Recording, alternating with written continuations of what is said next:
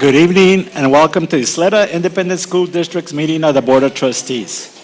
The meeting of the Board of Trustees is a meeting of the board that the public is allowed to attend. As provided, Isleta ISD Policy BED, we invite members of the public to make comment during the citizens' input portion at the start of the meeting according to the instructions provided with the electronic posting notice of our meeting. Legally, the board may listen, but may not enter into a discussion on matters in citizens' input. We remind everyone that this is a board meeting often attended by students and ask that we all conduct ourselves in a manner that best represents the values, traditions of the Isleta Independent School District. This meeting of the Board of Trustees is called to order at 6:04 p.m. We have a quorum with Mr. Shane Haggerty, Mr. Chris Hernandez, Mr. Mike Dwyer, Ms. Catherine Lucero, Ms. Connie Woodruff, and myself, Cruz Ochoa. Charlie Bustillos is running a little bit late, but he is excused, so he'll be here. Trustee Dwyer, please introduce our JR ROTC this evening. It has become a tradition to honor our nation at each of our board meetings by presenting the colors, reciting the Pledge of Allegiance, and then posting the colors. The colors tonight are being presented by the Junior ROTC Color Guard from Eastwood High School. The Color Guard commander is Cadet Major Joaquin Dowd. The other Color Guard members are Cadet Command Sergeant Major Ezra Dianda, Cadet Lieutenant Colonel Oscar Villanueva, Cadet Captain Azul Lopez. The pledge leader is Cadet Captain Peyton Zavascus. Will you please stand for the presentation of colors, the reciting of the Pledge of Allegiance, the Texas Pledge of Allegiance, and a moment of silence. Please remain standing until the cadets have departed. I pledge allegiance to the flag of the United States of America and to the republic for which it stands, one nation, under God, indivisible, with liberty and justice for all. Now please join me in the pledge to the Texas flag. Honor the Texas flag. I pledge allegiance to thee, Texas, one state, under God, one and indivisible. Order. Post. Post.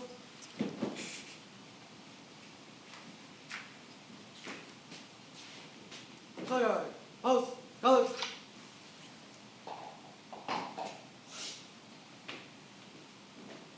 Present. Arms. Order. Arms. Color guard. Reform.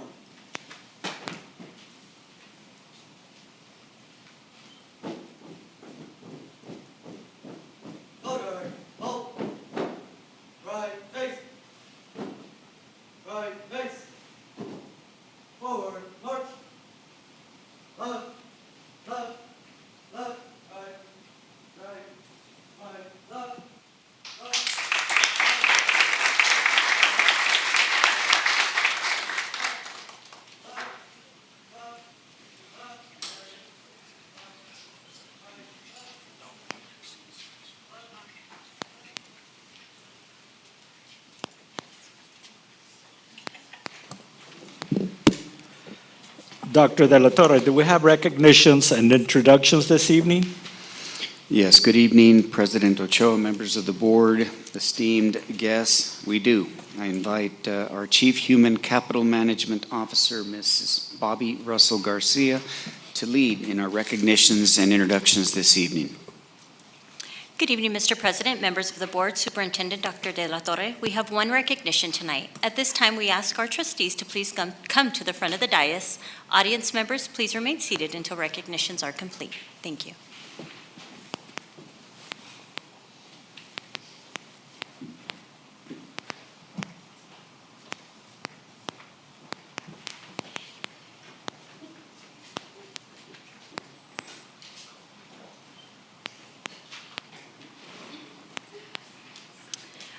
Our recognition tonight honors none other than our superintendent, Dr. Xavier de la Torre, for his enthusiastic support of retired educators during his 10-year leadership with the district. At this time, we'd like to invite two special guests to the podium to present their recognition to Dr. de la Torre.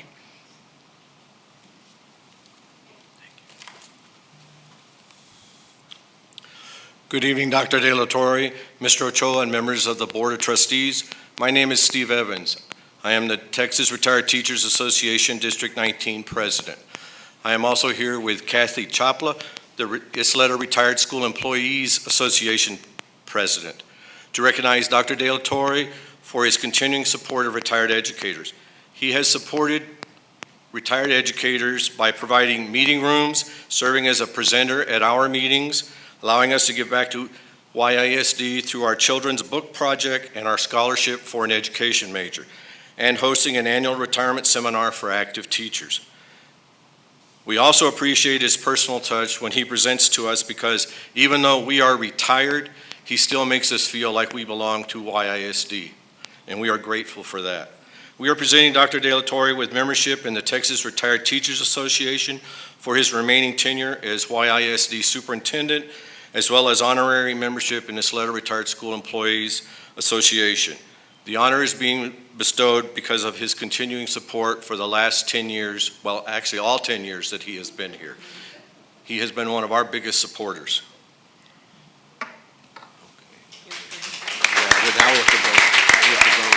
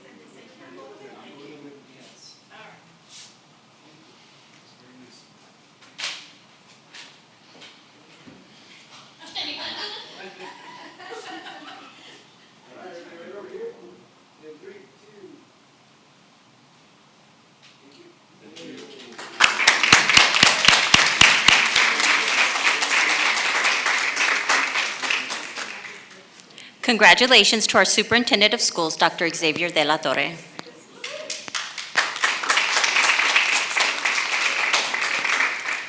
This concludes our recognitions for this evening. Thank you.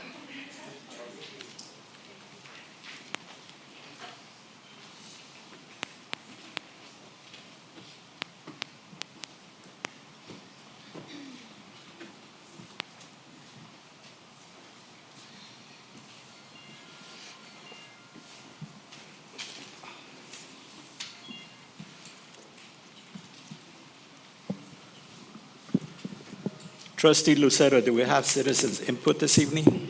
Yes, we do, President Ochoa. Jeff Senor with YTA is our first speaker.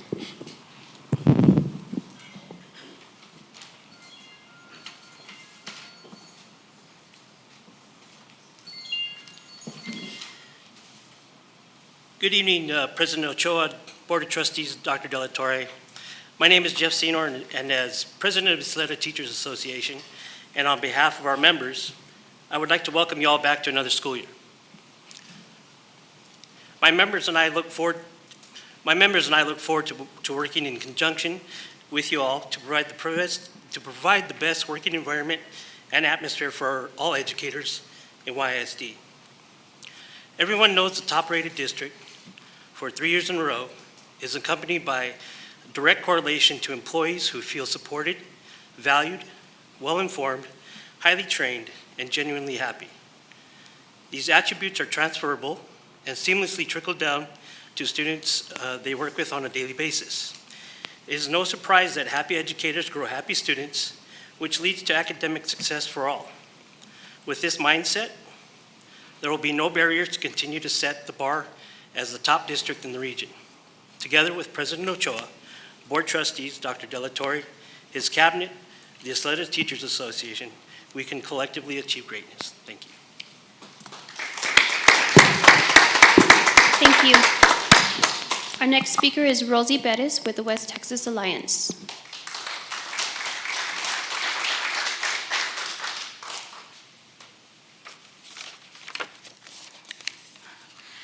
Good evening, President Ochoa, esteemed members of the board, and Superintendent Dr. De La Torre. I am Rosie Bettis, proud graduate of Ysleta High School, former middle school ESL teacher, and president of West Texas Alliance. West Texas Alliance is a grassroots organization new to YISD that is comprised of current, retired, and former educators that came together with a commendable vision of supporting teachers through a multifaceted approach that aligns our values of integrity and transparency. I'm here this evening on behalf of the amazing educators and the staff that have recently joined West Texas Alliance here in Ysleta ISD. Their support and trust, willingness to speak up and advocate for their peers, and find resolutions to the concerns that affect employees and students is truly humbling and make me want to fight harder for the issues that matter to them. Although we do not represent administration, we are proud to facilitate communication between administrators and teachers that strengthens and enhances support for all. In preparing our meetings with administrators, I have witnessed the birth of ideas and the desire for change that needs to happen to fuel the fire that has burned out for so many of our educators and employees. During the height of the pandemic, just a few years ago, teachers were told to be flexible, to pivot, to incorporate, to learn something new, to get out of their comfort zone, to help support the students get through this, to be graceful, to feel lucky to have a job, and to do it for the kids. Our response to these demands was, we are here to do what is best for kids, but we want respect. We deserve respect. Since the inception of our organization in 2021, our motto has been restoring respect to our profession. We also knew that we needed to explicitly show what respect looks like. So what does respect look like? Respect looks like valuing teachers' time and minimizing after-school meetings and developing a concrete, balanced work-life plan with built-in time during the workday for trainings and lesson plans and IEPs and professional development. We successfully advocated for SPED modules to be done during the upcoming Staff Development Day and Early Release Day in October. Respect looks like streamlined, efficient lesson planning requirements that are not micromanaged and do not take hours to prepare each week, leaving little time to prepare for the actual delivery of lessons. We have proposed a digital pre-populated lesson plan that reduces planning time for teachers. Respect looks like reducing workloads by ensuring accountability for everyone, compensating employees based on their ever-increasing duties, and addressing compression on teacher pay scales that honors their years of experience. Respect looks like providing the materials and equipment needed to educate students. Respect looks like supporting teachers when they have discipline issues in their classes and making students and parents responsible for their actions. Respect looks like a seat at the table, contributing and collaborating on ideas and policies that serve and protect students and employees. Respect looks like ensuring no retaliation from administrators when concerns are brought forth to the district. This is what respect looks like to West Texas Alliance. We understand what it takes to accomplish these ambitious but attainable goals while never losing focus on our students. When we advocate for ourselves, we are truly advocating for the best educators that our students deserve. We can all agree that we do what we do for the kids, but let us not forget the lessons we learned from the pandemic. May we rise up and do better for kids by doing better for their teachers. Thank you.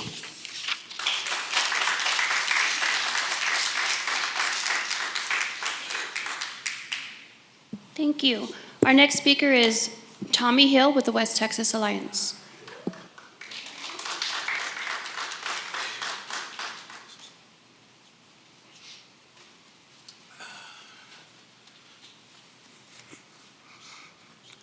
Thank you for having us today. We really appreciate President Ochoa, Dr. De La Torre, and members of the board.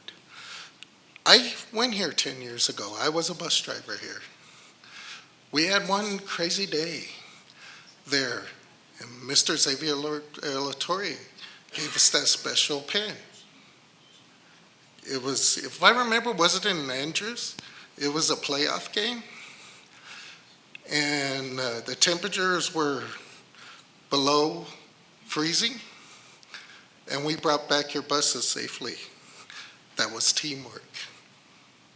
And I think you remember that day too, 10 years ago.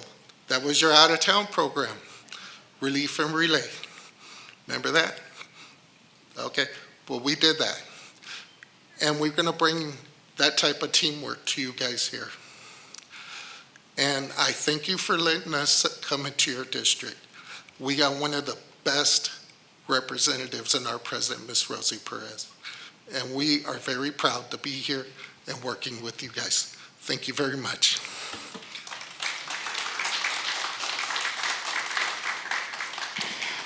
President Ochoa, there are no more speakers. Thank you. Okay, thank you.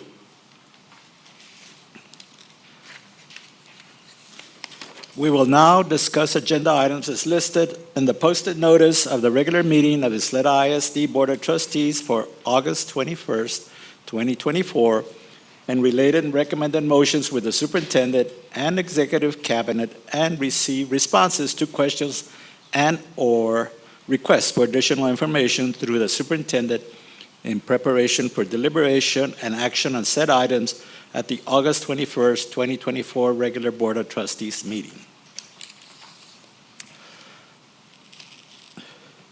Please stop me if you have any questions or wish to pull any item for the separate consideration. Consent items, consider approval of the minutes for number 1 is Board of Trustees workshop and regular board meeting, June 12, 2024, 6 p.m. Monthly financials and bond project budget report for May and June 2024.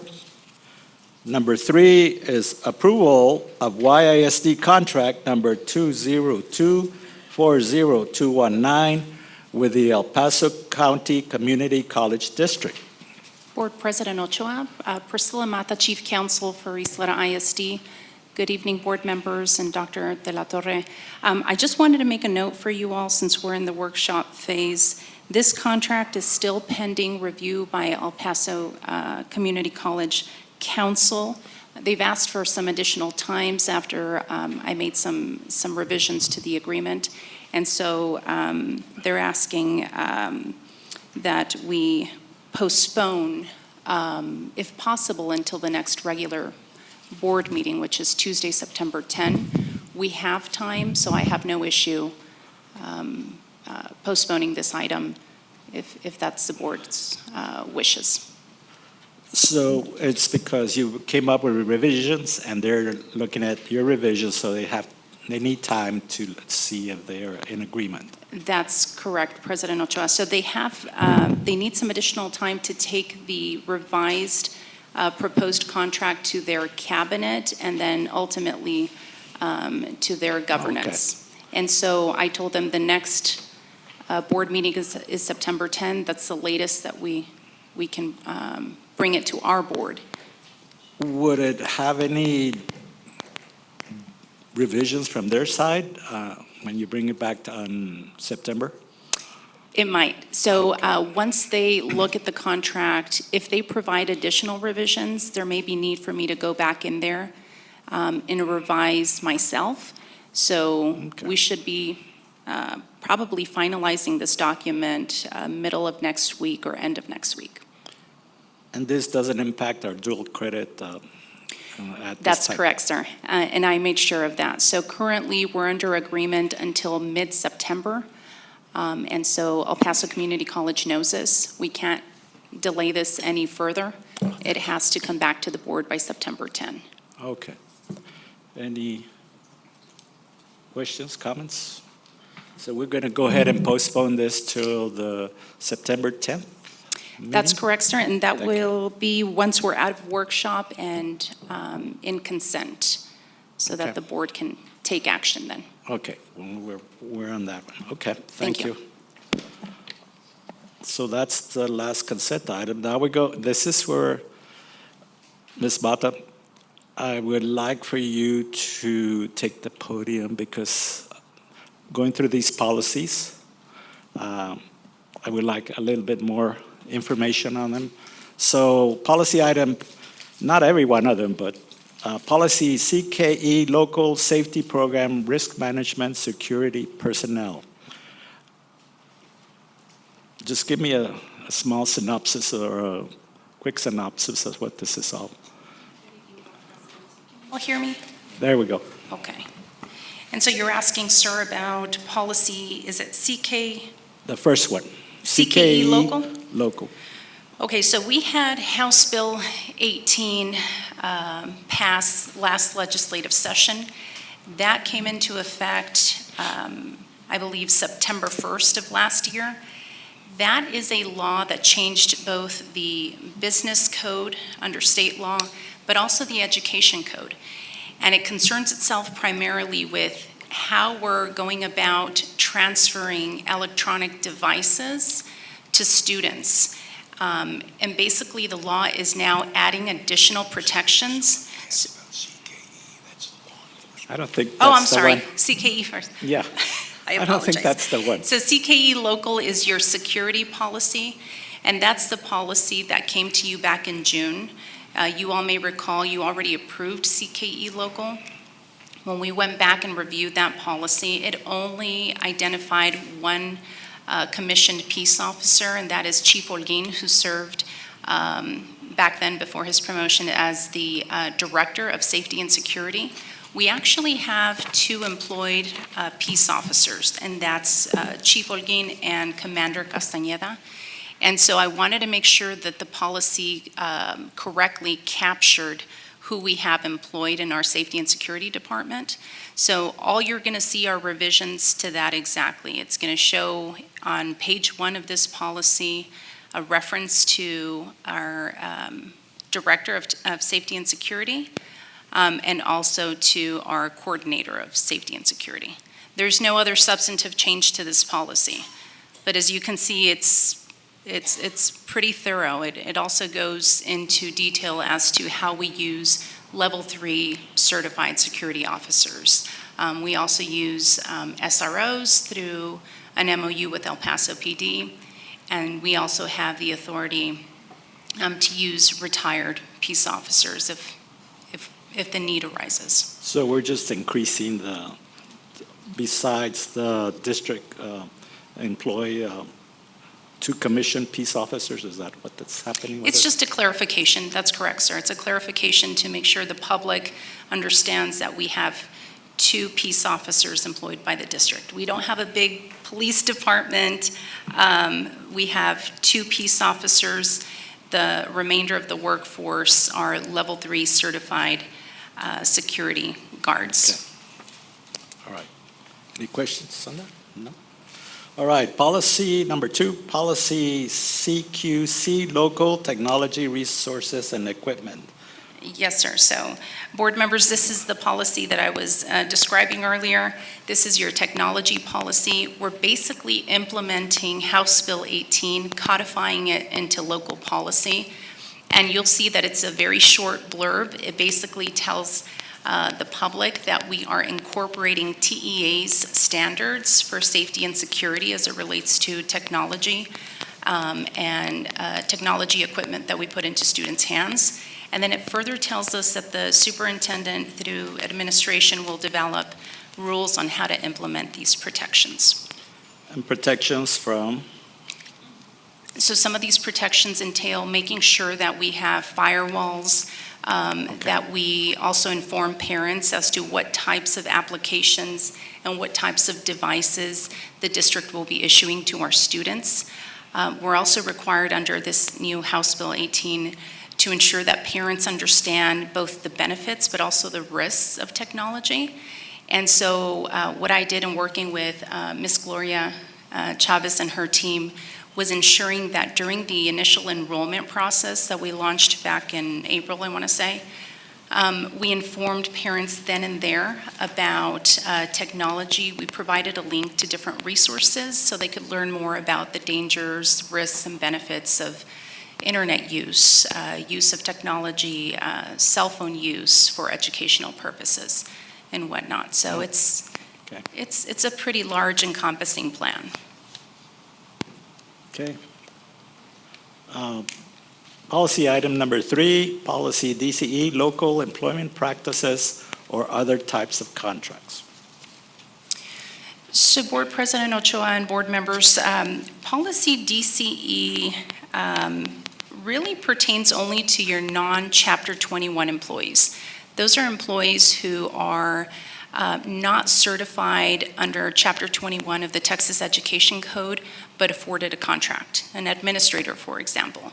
And so they don't get the due process rights that Chapter 21 employees enjoy. For example, we can't terminate a teacher from one day to another. They have rights under Chapter 21. So for someone who doesn't have certification under Chapter 21, this policy simply notifies them that they don't have those rights, but that they can always come to the board and request a hearing if and when they're being proposed for termination before the end of their contract. Now, if they're not being reissued a new contract and they've already closed out their current contract, the policy is saying you don't get a hearing before the board, but you still get to file a grievance, for example, under DGBA. Okay, so they do have some kind of protection. Yeah, sure. They have they're entitled to air their grievances as it relates to their employment.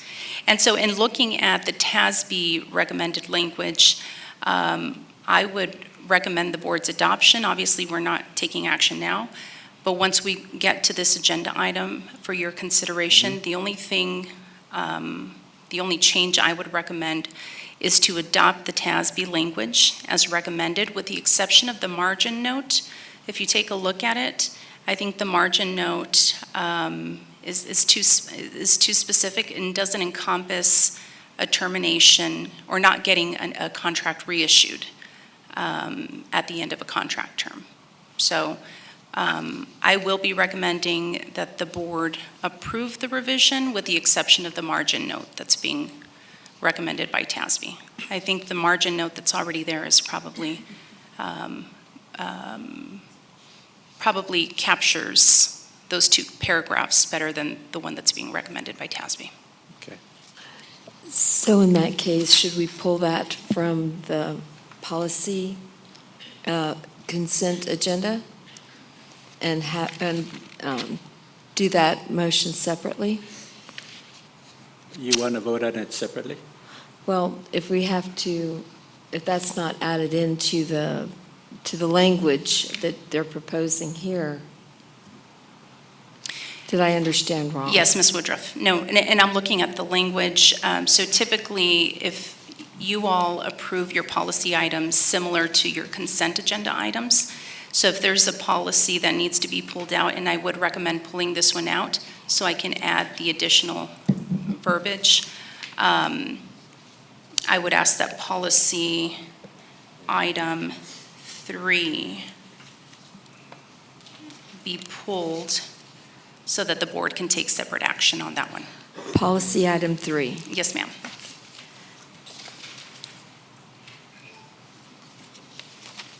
Okay. So we will be pulling policy item number 3 for separate vote. Policy item number 4, compensation and benefits, leave and absences. So this policy has also come to you in the past during the latter half of the last school year. We picked up on certain TRS delays. You have a policy, if you recall, that allows certain employees to be paid their unused leave at the point of retirement. And so we made it a point to require that if an employee is to request payout for the unused leave that they have at the time of requirement, that they specifically request it in writing to the district and that they do it no later than 60 days after announcing retirement. We realize that's not enough time, and so we want to build in some additional time by saying 60 days after the last paycheck is issued to the employee, and that's going to allow for a grace period, if you will, so that employees who are entitled to this type of payout don't miss out on it simply because of a TRS delay with the paperwork. The other revision, and this is one that's recommended by TASB, is to add a required provision for leave for peace officers. As you recall earlier, I mentioned we have two. And by nature of the fact that we have two peace officers employed by the school district, they are entitled to this type of leave, and so we needed to build it into our policy. So it's including them as well. It is now including them, and it's including the type of leave that they're entitled to. And it's specifically for any illness or injury that is caused while they're on the job. I wanted to say I really liked the way that you're including that, because to me, it's such a high-stress job, even if it is with the school district. When they need that time off because they've experienced something traumatic, I think it's a great thing to make sure that they get that without it being taken from their leave. So I like that. We think so too, Ms. Woodruff. And this is part of the policy update 123 that TASB released prior to the June meeting. It was pretty lengthy and bulky, so we decided to break it up into two. And so you're getting kind of the tail end of those policy updates. Okay, let's see. That was number 4. Number 5, policy DGBA, local personnel management relations, employee complaints / grievances. So board members, this policy doesn't have any substantive changes. It's simply revising certain sections of the policy to reference a series of policies, but it's not substantive. There's no change to DGBA. And DGBA, as a reminder, is your employee grievance procedures. So we're just updating. We're basically updating references to other policies within that policy. Okay. That's correct.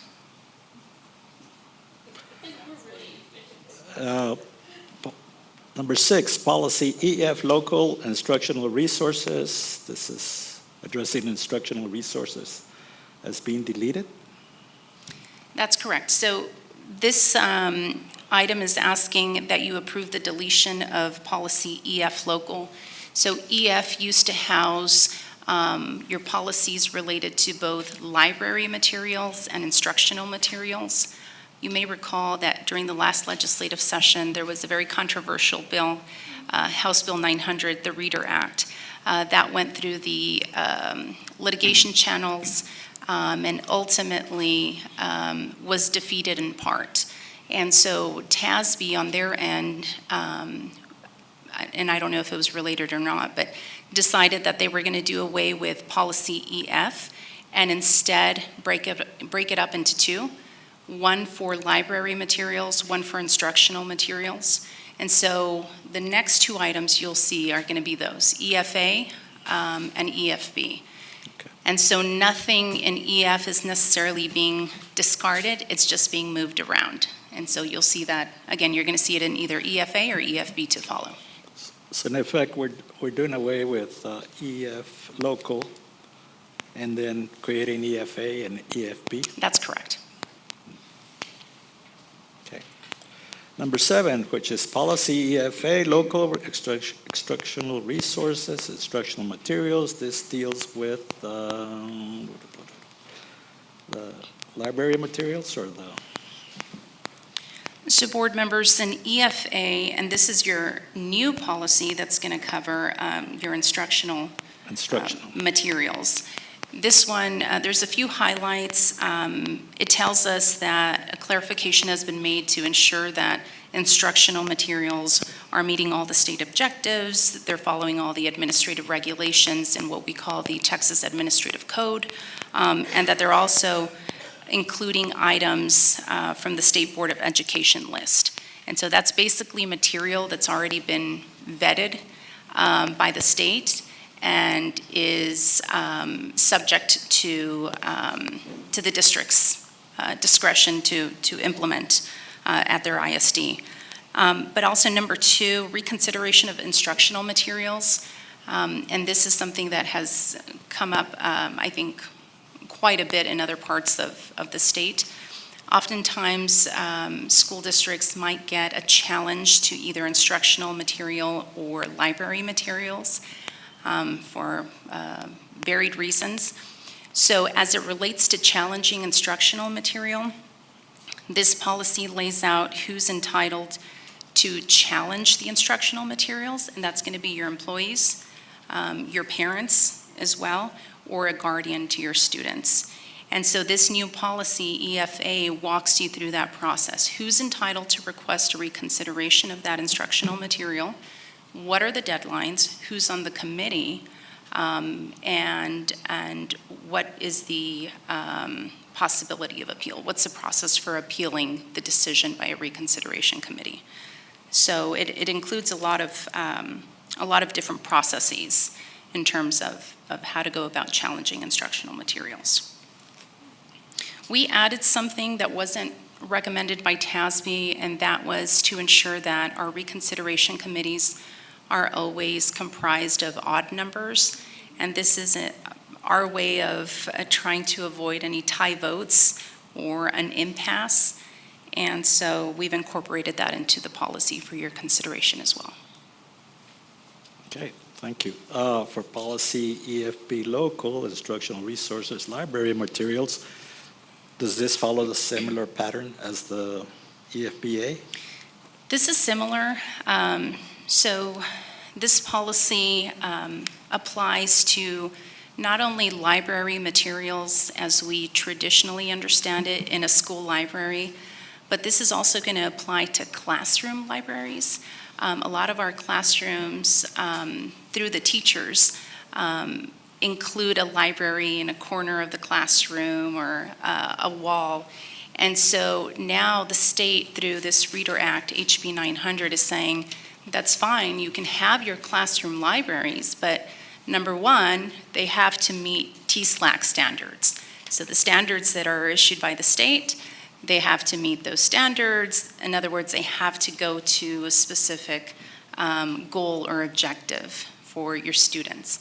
Number 2, they can't be, the classroom material can't be offensive. And so they've kind of defined what is allowed, what is not allowed, and that word is defined under other laws. But it also basically requires us to keep inventory of our library materials. So we have to kind of refresh our materials every now and then, because we all know that library materials can change from one day to the next based on science or whatever is being developed at the time. So you're telling me a teacher has to list all her reference books in the classroom? So far, there's not a required inventory of classroom libraries. What is required is an inventory of the school library materials. Well, yeah. We think, though, sir, that the trend, the legislative trend is heading that way, and that at some point, we're going to have to start inventorying every book inside of a school campus. That's going to impose a lot more stuff on It's not burdensome. only on everybody. I agree, sir. I remember when we were in school, we'd get National Geographic magazines and all kinds of reference material that the teacher would bring in, which was great. But you know, nobody ever thought of it as being what you're just described. You know? Right. So- So we're keeping an eye on that one. I think that ties the hands of our teachers as far as what they can bring into the classroom eventually.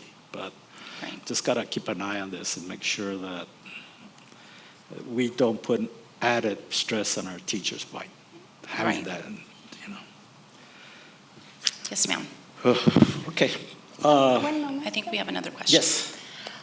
I would say, and not to get too far off the agenda, but I would request that we keep, as you said, we're keeping an eye on it as we go into the next session, that we could possibly be presented with some legislation that might be pending like this, or that might be introduced, so that we can make sure that we're advocating for our teachers as well. Absolutely. So, and I'll make sure of that. I'm working with a group of in-house counsel for other ISDs across the state. We keep each other informed on these types of matters. And we are also keeping an eye on the litigation. So far, it looks like, I think the most controversial aspects of HB 900 have been enjoined through court order.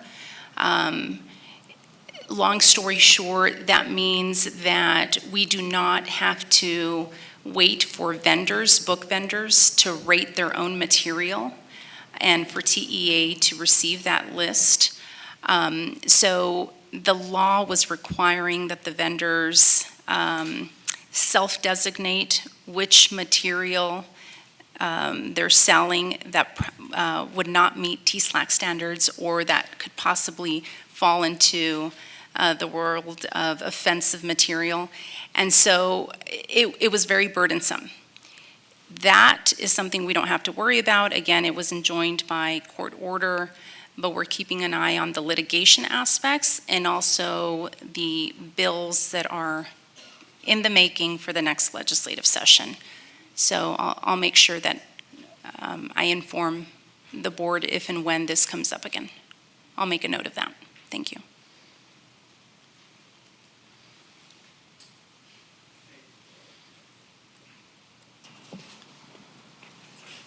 Policy number 9, is that correct? Yeah, that's the next.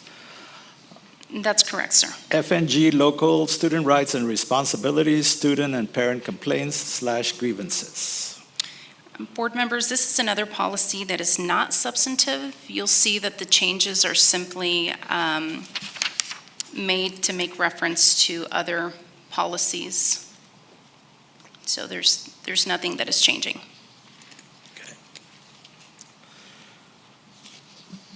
Policy number 10, policy GF, local public complaints.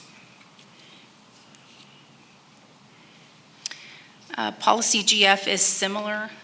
There's also no substantive changes.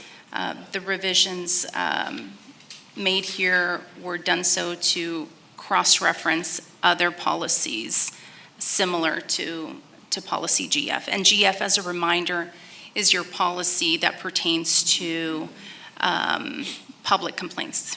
You as a board receiving complaints from members of the public on any given matter. Okay. Well, I think that's the end of the policies. We'll now move on to the action items. Donation to athletic department.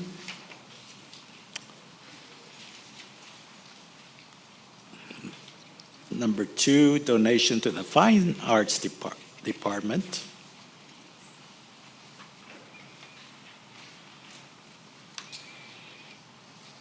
Number 3, donation to Riverside High School Auto Collision Classroom. Number 4, donation to Sleda High School. Number 5, request to the Texas Education Agency for class size waiver.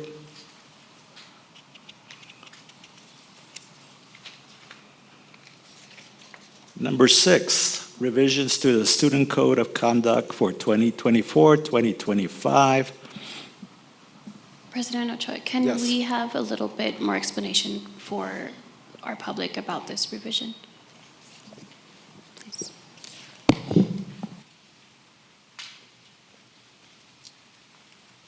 Good evening, Board President, board members, and Dr. De La Torre. Priscilla Mata, Chief Counsel for the school district. So as a reminder, the Student Code of Conduct comes to you all every year for approval. The one that's being proposed has not yet been implemented. It's pending your approval, of course. We made very few changes. In fact, TASB didn't have many changes to recommend other than the one concerning nicotine. So one of the prohibited items in our student code of conduct is cigarettes, for example. And so e-cigarettes, and that's a big one, as we all know. Well, apparently there's now a national trend of nicotine products, and I was speaking to our Director of Student Services, Ms. Moy, earlier, and she was discussing with me, for example, some of the nicotine products out there include toothpicks. It looks like a regular toothpick. It's lined with nicotine. Kids are using it, bringing them to school, as you can imagine. She showed me also a picture of another nicotine product that looks like Ready Whip, like the whipped cream, the canned whipped cream. Well, it's filled with nicotine. And so we made it a point that if we were going to make changes, they were going to be worthwhile, worth your time. And so one of those changes is making sure that we capture as one of our prohibited items any nicotine product, whether it's a nicotine patch, a pouch, a Ready Whip looking thing, or a toothpick. And so those are some of the things that we're looking out for this coming school year. Some of the other changes I think you might have noticed is limiting the number of days in-school suspension. This one was very frustrating for me. TEA, let me say this, the law hasn't changed, but TEA has decided to reinterpret a section of Chapter 37 of the Education Code and interpret a section that applies a 3-day limit to out-of-school suspension the same as to in-school suspension. So the argument for limiting out-of-school suspension is our kids aren't getting the same educational services if they're not in school. That's not necessarily true. We ensure that our kids, even if they're in out-of-school suspension, do receive compensatory services while they're out. Now, TEA has now taken a position that even when they're in-school suspension, there's a concern that they're not receiving education services. They're not getting the public education they're entitled to. And so they've reinterpreted the section, and now they're telling ISDs across the state, you can no longer discipline students by issuing in-school suspension for more than 3 days. And so I've been working closely with Ms. Moy and ensuring that our discipline procedures, our administrators are all informed and up to date. The consequence of not following TEA's new interpretation of this limitation is that now they issue what's called a special warning. And so anytime they see in our reporting to the state that we're disciplining students with more than 3 days of ISS or OSS, they're handing us a special warning and basically putting us on notice. This can't happen. You need to fix it. You've been put on notice. So we've made it a point to update our student code of conduct so we can avoid being in that situation with TEA. Let me ask you this. A student that has in-school suspension means that they're placed in a different classroom away from their normal schedule? If they are in-school suspension, Yes. I do believe they are placed in a separate classroom. I'm not sure. Yes. And let's say. Now, that's not the case for all ISDs. I wanted to say that. But it is here. Depends on the severity of their, whatever action they took that Yes. placed them there. Yes. What is the risk of putting a student back after 3 days? Say that it's a suspension because of a fight, and this student is placed back into that environment with the other students. That how are they dealing with that TEA? how are they saying, well, we'll just take the risk for that? So we do have a plan for addressing mutual combat or assaults against students. And if you wouldn't mind, President Ochoa, I'm happy to invite Ms. Russell Garcia to speak on the item, or Sure, Ms. Moy. absolutely. And if we need further clarification, we can ask Mrs. Moy to come up. So basically, if there is a conflict in which two students are fighting, TEA has indicated that after so many days, we need to place them back in the classroom. However, Mrs. Moy has taken it a step further, and they take into account the individual dynamics behind each situation. If a class change needs to take place to keep them separated, if we need to put a stay-away agreement in place, we can also do that. We do take the steps to ensure that we have parameters in place to ensure it doesn't occur again. If it's a significant situation that could potentially be a Cesar Chavez placement, then we're working with Mr. Acuña at Cesar Chavez to do intakes quite quickly. Rather than waiting a week or 10 days, it's done within the 3 days. And what did you calculate the risk of all these actions to the student body if you place a student that has shown that propensity to be actively and, wants to seek revenge or stuff like that? That's definitely monitored, Mr. Ochoa. We work with campus administration. We have our threat assessment committees as well that meet in the event that it's a significant situation.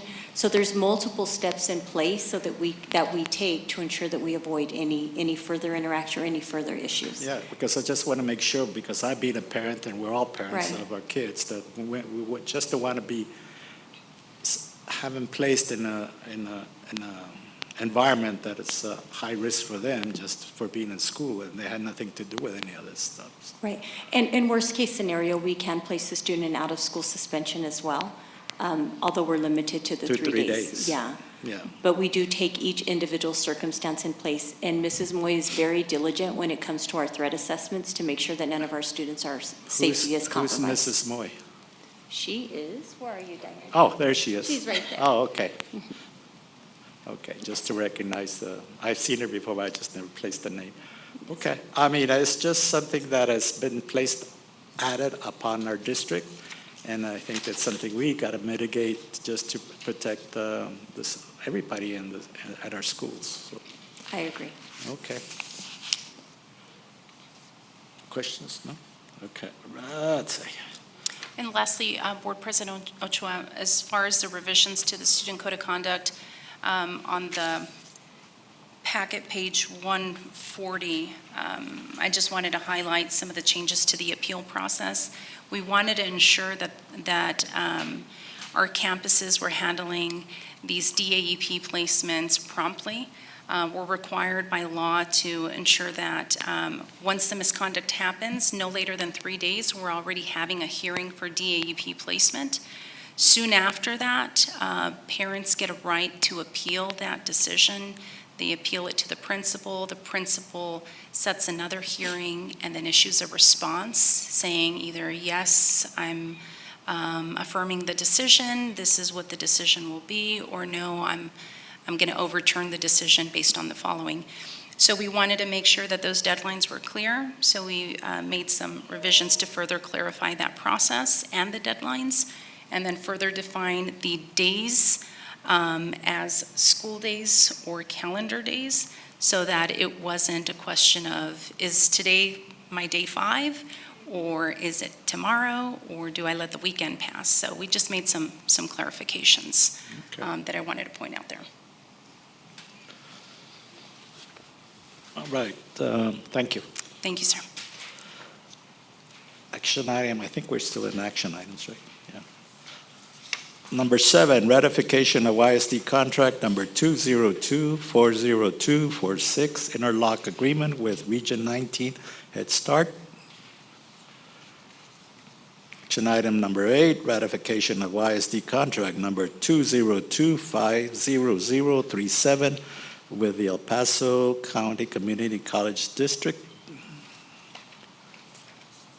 Okay.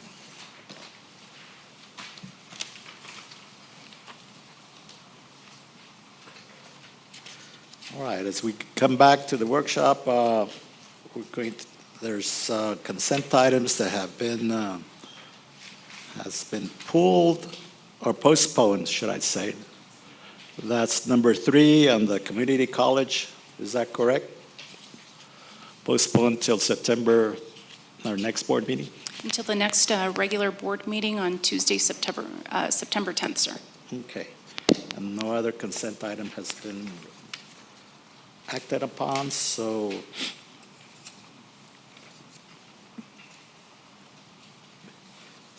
based on that, may I have an electronic motion on the remaining consent agenda items listed on the agenda as recommended by the administration?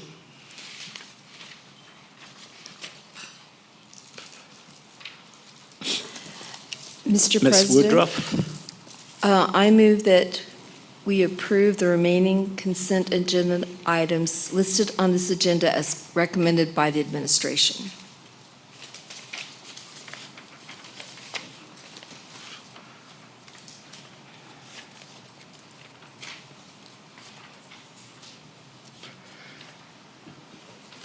Please cast your electronic votes. Votes have been cast. Results are 6 in favor, 1 absent. All right, let's see now. Now we go on to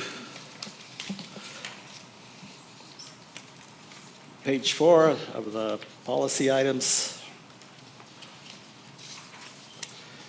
Policy items, I think we pulled policy item number 3, which was the, I believe, Board President Ochoa, it is consent agenda item 3 that was pulled no, that was for separate postponed. action. The policy, though. I thought postponed was number 3 consent item, no? This is the one that requires a motion to postpone it until the board meeting in September. We discussed it, but there was no vote. I have policy 3. There's that's 2 D- 3s in here, so Yeah, policy number 3, DCE, local employment practice.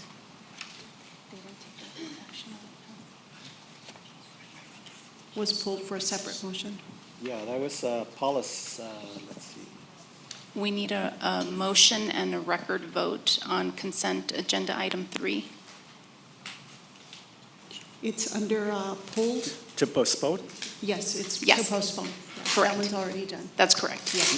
So we're talking about the policy So, now? so we need to vote on that. You just did. Yeah. Did you? I thought we did. I think they just voted on it. On So the you voted remaining to ones. approve the consent items 1 and 2 Yes, without item 3. yes, we did. And so that was approved 6-0. Right. Now we need a separate motion for consent item 3. And the motion would be motion to postpone this item until the next regular board meeting on Tuesday, September 10, 2024. Okay. I think what he did is that's- he combined them. And you want it done separate. Okay. Mr. President, I'd like to make a motion to postpone consent item agenda number 3 until the next school board meeting on September 10th. Thank you, Mr. Hernandez. There's been a motion. We need, do we have a Second. second? Can we do this electronically, please? Oh, Thank you. sorry. You're on top of the game today. huh? Second by Ms. Woodruff. Please cast your electronic votes.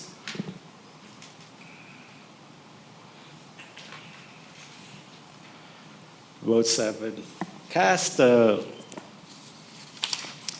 Ms. Matthew, for Motion. clarification, the screen is showing that we're on item 7.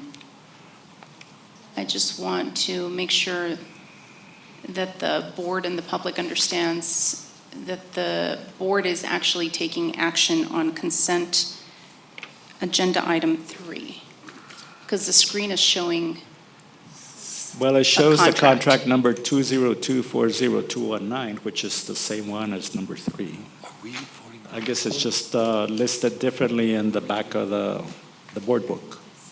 Yes, sir.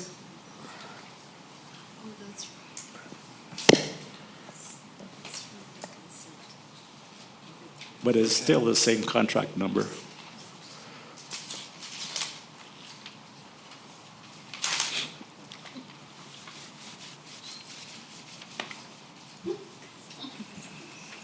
Does the record still show that the motion was made for consent item agenda 3 and that Yes. that motion was approved? Yes, and that was Regardless of the what's shown? clarification that I Okay. made for the record, because the screen, at least here in the boardroom, is showing something So the different. title is going to be the original title, but the footnotes within the system is going to show pulled item 3943, YISD contract number 202400219 with El Paso County Community College for the September 10th, 2024 board meeting.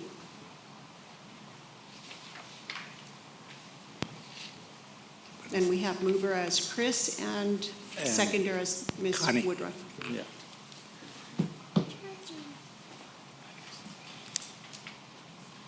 Let me know when we can move on. You can move on, sir.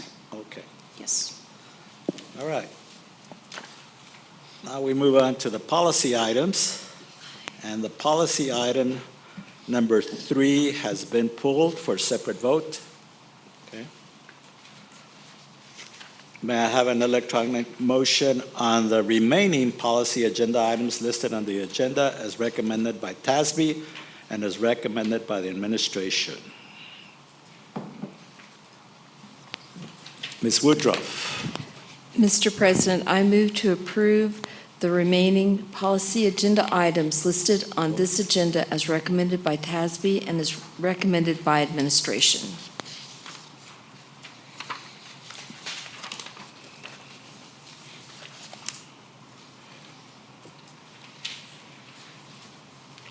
We're right here.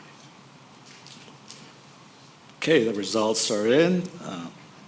7 in favor, none opposed. Now we're going to consider the pool policy item number 3, which is the policy DCE, local employment practices, and other types of contracts. You pulled this one, Ms. Woodruff. Board President Ochoa, board members, what I would recommend here is a motion to approve revisions to policy DCE local as recommended in TASB policy update number 123, with the exception of changing the margin note under this policy. I think you're going to have to write that. And someone could just so move.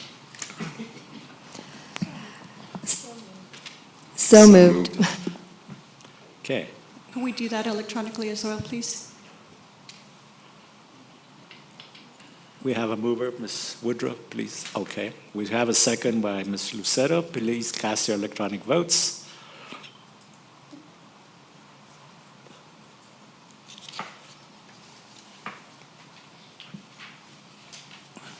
Votes have been cast. The results are 7 in favor, none opposed. Okay.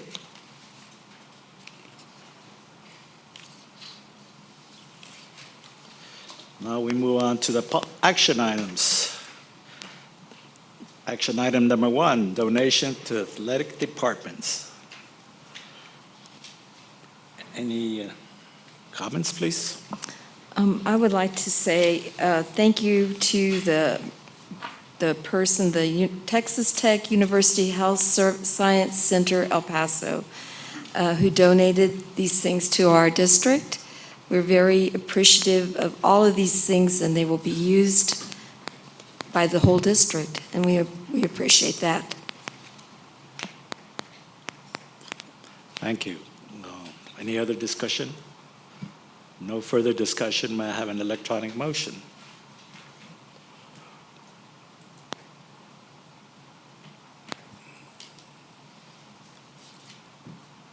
Mr. Bustillos. Mr. President, I move to accept the donation of, is it the golf carts? Yes. Yeah, the golf carts, and 2 storage sheds, an ice maker, and 28 chairs valued at $15,869.71 from Texas Tech University Science Center, El Paso, to benefit the athletic department. We have a second by Mr. Hernandez. Please cast your electronic votes.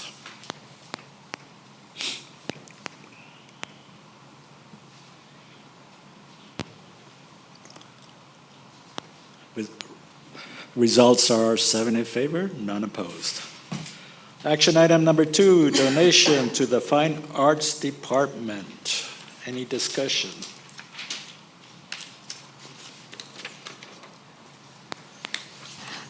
So I'll say thank you again Okay. for the Fine Arts Department from Raise, and I'm probably not saying that right. Can somebody? Raíz. Okay. Federal Credit Union to help our Arts Alliance for Fine Arts. Yes, it's a very nice donation to our Fine Arts Department. No further discussion. Please cast your electronic votes. Or may I have a motion? I'm sorry. Mr. Bustillos.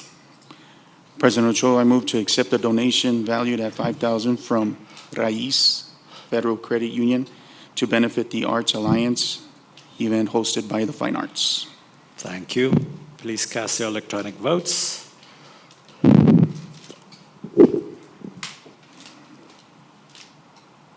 Results are in, 7 in favor, none opposed. Action item number 3, donation to Riverside High School's auto collision classroom. Is there any discussion? Yeah, I'd like to say something. Mr. Ochoa, we need some help here. We have a technical difficulty that her screen's not showing anything, so. All right. We'll take a, We'll take a timeout. yeah. Yes.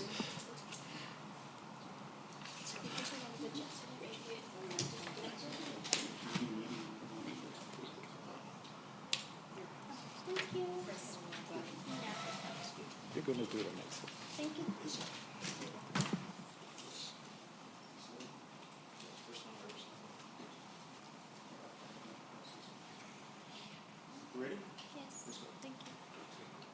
Okay.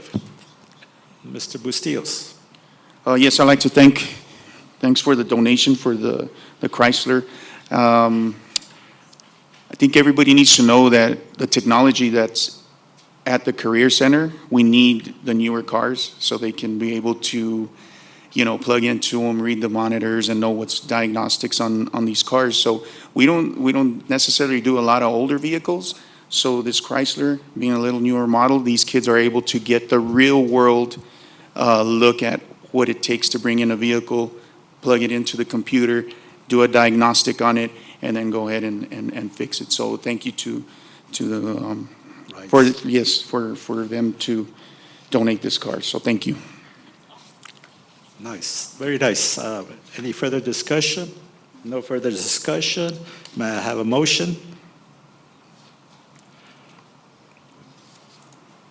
Mr. Bustillos. I move to accept from the cars from charity a donation of a Chrysler Pacifica valued at $22,126 to benefit the auto collision classroom at Riverside High School's Career Center. Thank you. We have a second by Ms. Woodrow. Please cast your electronic votes. Results are in, 7 in favor, none opposed. Action item number 4, donation to Sleta High School. Is there any discussion? Yes, Mr. President, thank you. I have to say, this is wonderful. It's phenomenal that we're getting this kind of contribution. I see Principal Garcia here. I see Coach Martinez here. Thank you for being here today. I think you know the significance of this contribution from Isleta del Sur Pueblo. And this is coming at a time when our athletics are doing wonderful. Many of our teams made the playoffs last year, and this is coming when we expect more success this year and the upcoming years. It also reflects the meaningful, long-standing relationship between Isleta High School and the Tiguas. It's really rooted in mutual respect and the shared history. And these funds will enable us to upgrade our facilities and resources, ensuring that our students have the tools they need to match their dedication and hard work. So thank you very much to Isleta del Sur Pueblo, and I'd like to make the motion to accept this contribution. No further discussion. A motion has been made.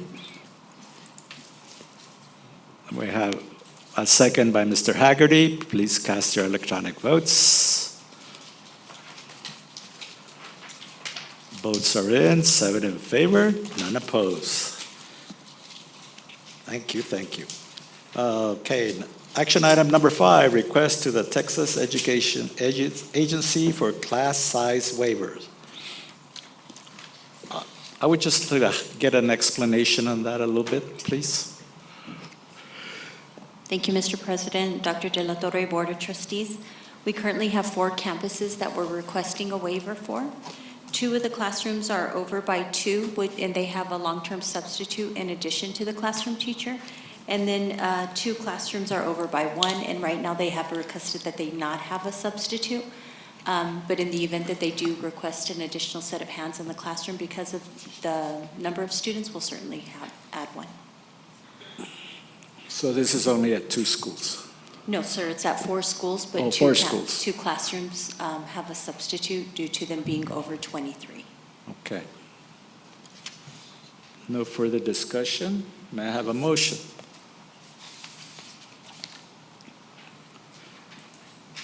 Mr. Bustillos. Mr. President, I move to approve the district submission to the Texas Education Agency for class size waiver to allow certain pre-K 4th grade classes to exceed the 20-to-1 ratio. Thank you, Mr. Hernandez. Second, please cast your electronic votes. All votes have been cast. The results are 6 in favor, 1 opposed.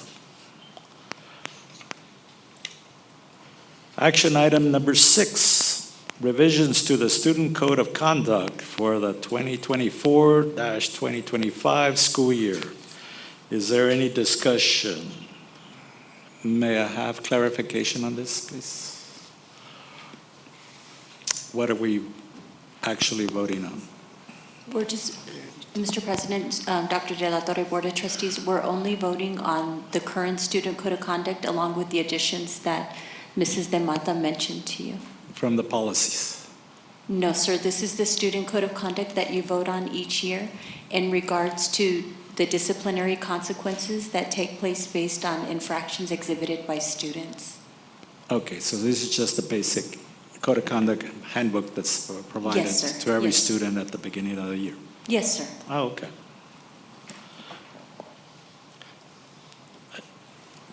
There are no further discussion. May I have a motion?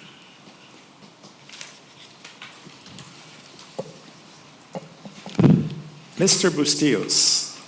Man, they put me to work because I was late today. I move to approve the revisions of the Student Code of Conduct effective immediately as presented by delegate to the superintendent, the authority to make further revisions as required by law or recommended by the Texas Association of School Boards. Thank you. We have a second by Ms. Lucero. Please cast your electronic votes. I'm going to read this one. All votes have been cast. The results are 7 in favor, none opposed. Thank you. Which one? 7? Okay. Action item number 8, ratification of ISD contract number 2025. 7? Number 7, ratification of ISD contract number 202-40246, interlock agreement with Region 19 Head Start. Is there any discussion? No discussion? May I have a motion? Mr. Hernandez.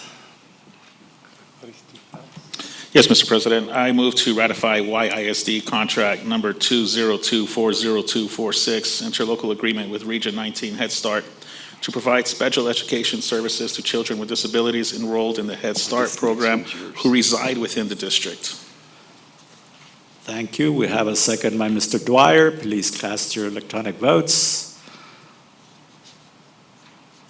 All votes have been cast. The results are 7 in favor, none opposed. Action item number 8, ratification of YSD contract number 202-50037 with the El Paso County Community College District. Is there any discussion? No further discussion. May I have a motion? Is it Connie's? Ms. Woodruff's fast on that button. Ms. Woodruff. Sometimes, but you've been beating me tonight. No, not really. So I move to ratify YISD contract number 202-50037, interlocal agreement with El Paso Community College District to develop and provide entry-level emergency medical technology courses at Bel Air High School and contingent upon final negotiations and in-house council review. Thank you, Ms. Woodruff. We have a second by Mr. Dwyer. Please cast your electronic votes. All votes have been cast. The results are 7 in favor, none opposed. Okay, before I adjourn, if anybody has any comments, but I'd like to say welcome everybody back. It's been since June that we were here, and we're going into another great year for us. I think we're on the right path to be successful, not for us, but for our kids. And I appreciate every one of you for being so diligent with everything we have to do as board members. And I just want to say, let's have a great year. Dr. La Torre, staff, teachers, everybody. I think we are starting at a very, very nice place this time around. Better, and that's what we always do. Want to do it better than we did last year. So, thank you. Thank you, Mr. President.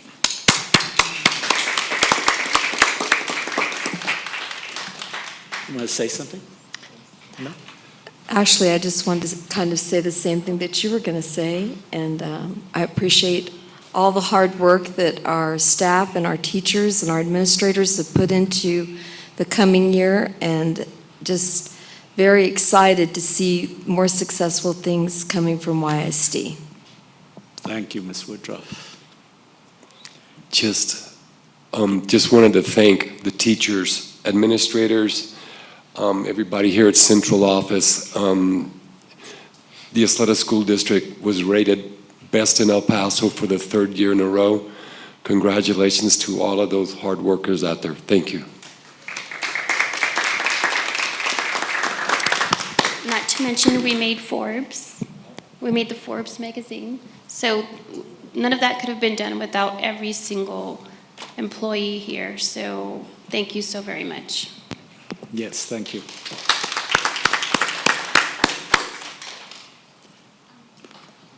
Okay, if nothing else, I think may I have a motion to adjourn? So moved. Adjourn, thank you.